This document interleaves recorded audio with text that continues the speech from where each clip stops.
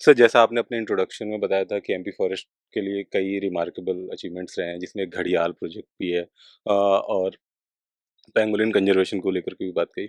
सो क्या ऐसे एफर्ट्स रहे हैं जो ये सक्सेसफुल इनका कंजर्वेशन हो पाया है? देखिए, घड़ियाल का तो जैसे आप अभी भी जो प्रेजेंटेशन हुआ, बीसी चौधरी साहब जो शुरू से इन्वॉल्व थे, आरजे राव साहब जो शुरू से इन्वॉल्व थे, उन्होंने भी बताया कि एक जो इंडिया में, क्योंकि घड़ियाल सिर्फ इंडिया में ही है इंडिया के बाहर कहीं नहीं है, नेपाल में थोड़ा बहुत है, लेकिन बेसिकली इंडियन एनिमल है। तो इंडिया में ही उसका नंबर 100 से नीचे हो गया था 75 में, जब घड़ियाल प्रोजेक्ट जो क्रोकोडिलियन प्रोजेक्ट स्टार्ट हुआ।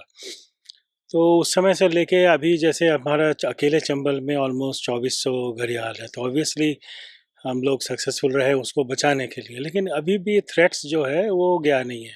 अभी भी आपके चंबल में बहुत सारे थ्रेट्स है। चंबल से पानी उठाना है, रेत वाला बात है, हाईवे वाईवे वाला बात आ रहा है। इस तरह के बहुत सारे थ्रेट्स अभी भी है।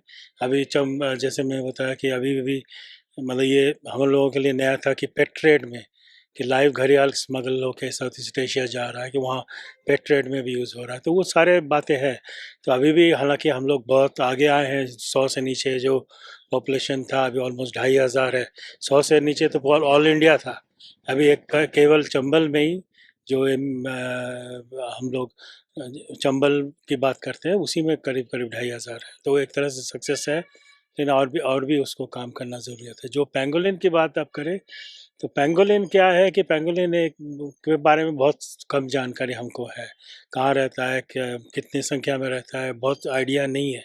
हालांकि वो सबसे, आपको पता होगा, सबसे ट्रैफिक्ड एनिमल में से सबसे ज़्यादा स्मगलिंग पेंगोलिन का होता है, लाइव भी और उसका स्केल्स भी और सब तरह का चीज़। तो एक प्रोजेक्ट हम लोग मध्य प्रदेश में कर रहे हैं WCT के तरफ से, जिसमें बेसिकली हम लोग यही जानने की कोशिश कर रहे हैं कि पेंगोलिन रहता कैसा है, कैसा है। तो उसको कॉलर करके उसको स्टडी किया जा रहा है। तो ऐसा पेंगोलिन के लिए बहुत एक्सटेंसिव कोई प्रोग्राम नहीं है। हालांकि हम लोग प्रोटेक्शन हर जगह देने की कोशिश करते हैं। तो ये जो स्टडी है, इसी से आएगा कि एग्जैक्टली पेंगोलिन पे अपना प्रोटेक्शन में क्या क्या चीज़ आना चाहिए, क्या ध्यान देना चाहिए। सर, आपने अपने इंट्रोडक्शन में मेंशन किया था कि अब घड़ियाल को लेके पेट ट्रेड जैसी चीज़ें भी आने लगी हैं। तो इस ये मतलब कितनी बड़ी प्रॉब्लम अभी बन गई है या क्या स्टेटस है इसका एज़ अ प्रॉब्लम और इसको मिटिगेट करने के लिए कैसे? जैसे मैंने बताया कि ये हमारे लिए भी एक तरह से नया चीज़ था कि घड़ियाल, पहले उसका थ्रेट ऑब्वियसली सैंड माइनिंग से होता था, या फिर आपके कुत्ते उत्ते से होता था, कि बाकी जो प्रीडेटर से, आदमी से, इस सब चीज़ से। लेकिन अब अभी पता चला कि वो साउथ ईस्ट एशिया में पेट ट्रेड में भी जा रहा है। तो हम लोग उन लोगों को पकड़े हैं जो पूरा चेन है अप टू मलेशिया। तो उसमें हम बाकी जो इंटरनेशनल एजेंसीज है, इंटरपोल है, बाकी सब के साथ हम लोग सक्सेसफुल रहे हैं कि पूरा जो चेन है कि एक्चुअली कहाँ कौन पकड़ रहा है यहाँ पे और कहाँ तक लेके जा रहा है उसको, कौन है डीलर बीच में। तो वो सब हम लोग, हमारा जो STSF है वो इस पे काम कर रहा है। तो होपफुली हम लोग उसको बंद कर पाएंगे। और बेसिकली वो वही चैनल है, सारे जो स्मगलिंग वाला चैनल है वो लगभग वही वही लोग इन्वॉल्व है। आपके जो जानवर जाते हैं, आपके बर्मा जा रहे हैं, या फिर उसी तरफ से इस साउथ ईस्ट एशिया जा रहे हैं। सर, महाशीर पे अब मैं आऊँगा। महाशीर पे एक पहले भी कंज़र्वेशन का एक प्रोग्राम चल चुका है। अभी आपने बताया कि हम उसको फिर से चालू कर रहे हैं, तो इस बार क्या प्लान होगा? मतलब पिछले प्रोग्राम से वो क्या अलग हो सकता है उसमें और क्या इस चीज़ का ध्यान रखा जाएगा कि वो फिर से इस तरह बीच में ना अटके? इसीलिए माशिर तो अपना प्रोग्राम प्रोग्राम था, ऐसा बंद सच नहीं हुआ, लेकिन उसमें बीच में इंटेंसिवली काम करना बंद हो गया था। तो वो प्रोग्राम हम फिर से चालू कर रहे हैं। तो बेसिकली ये है कि माशिर एक तरह से इंडिकेटर है हेल्दी रिवर सिस्टम का।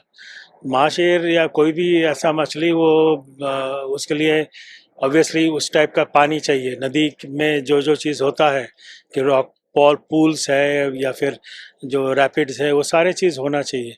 तो नदी ठीक ठाक रहेगा तभी माशिर रहेगा। तो एक तरह से इंडिकेटर भी है। तो हम लोग, एक माशिर ब्रीडिंग सेंटर है हमारा मड़वा में, तो उसको हम लोग फिर से रिवाइव कर रहे हैं। और हम लोग का प्लान ये है कि पहले तो हम लोग जो नर्मदा का सहायक नदी है, जो ट्रिब्यूटरीज है, उसी में एक्चुअली पोटेंशियल ज़्यादा है माशेर को फिर से रीएस्टेब्लिश करने का। ऑलरेडी वही बच गए थे कि वो वहीं पे ही थोड़ा बहुत जो भी माशेर बचा था वहीं पे है, तो हम लोग उसी को काम कर रहे हैं कि वो फिर से और ठीक से करेंगे कि उसमें कि कैसे एक तो हमारा जो स्टॉक है, ब्रीडिंग स्टॉक जो हम ब्रीड कर रहे हैं उसको हम ठीक जगह रिलीज़ करें, और जो ऑलरेडी नेचुरल ब्रीडिंग एरियाज़ है माशेर का एग्जिस्टिंग एरियाज़ है उसमें कैसे हम मैनेजमेंट करें कि वो चलता रहे आगे। ये अपना ऑब्जेक्टिव है। अ, और सर जो फॉरेस्ट आउटलेट्स को आपने बोला कि उसके लिए 2 नई सैंक्चुरीज़ का स्कोप देखा जा रहा है। क्या आप उसके बारे में थोड़ा बता सकते हैं कि क्या क्यों ज़रूरत पड़ रही है उसकी? और कहाँ पे वो स्कोप देखा जा रहा है? देखिए बेसिकली जो फॉरेस्ट आउटलेट है, ये आपको हिस्ट्री पता ही होगा कि करीब करीब 100 साल तक ये एक्सटिंक्ट माना गया था। फिर ये रिडिस्कवर हुआ अमरावती में, महाराष्ट्र में, और ज़्यादातर पॉपुलेशन एक बड़ा पॉपुलेशन उसका महाराष्ट्र में ही है। लेकिन एमपी साइड में भी काफ़ी सारे पॉपुलेशंस है, मेनली खंडवा ज़िले में, बैतूल में भी है। तो हम लोग ये देख रहे हैं जो स्पेशली खंडवा ज़िले में जो एरियाज़ है, क्योंकि उसमें क्या चाहिए कि हम लोगों को थोड़ा बहुत मैनेजमेंट अपना चेंज करना पड़ेगा कि उसका नेस्टिंग खास करके फॉरेस्ट आउटलेट क्या है कि बहुत ज़्यादा घने जंगल में भी नहीं होता है, और जो जंगल में जहाँ अभी पाया जाता है वहाँ पे थोड़ा मैनेजमेंट एफर्ट चाहिए ताकि वो उसका नेस्टिंग प्रोटेक्ट हो और वो बचा रहे वहाँ पे। तो उस हिसाब से सबसे अच्छा सोल्यूशन उसका भी है। बहुत पहले से उन एरियाज़ को सेंचुरी रूप से हमको घोषित करने की बात चल रहा है, तो उसी में हम लोग अभी देख रहे हैं कैसे उसको कर पाएँ, क्योंकि वो स्पेशल एक तरह से स्पेशल बर्ड है, केवल मध्य प्रदेश और महाराष्ट्र में है, और एक तरह से यूनिक यूनिक स्पीसीज़ है। तो उसके लिए अगर उसको बचाने के लिए छोटे-छोटे 2 सेंचुरीज़ बनाना पड़े, एक लॉन्ग टर्म रिसर्च वहाँ चल रहा है।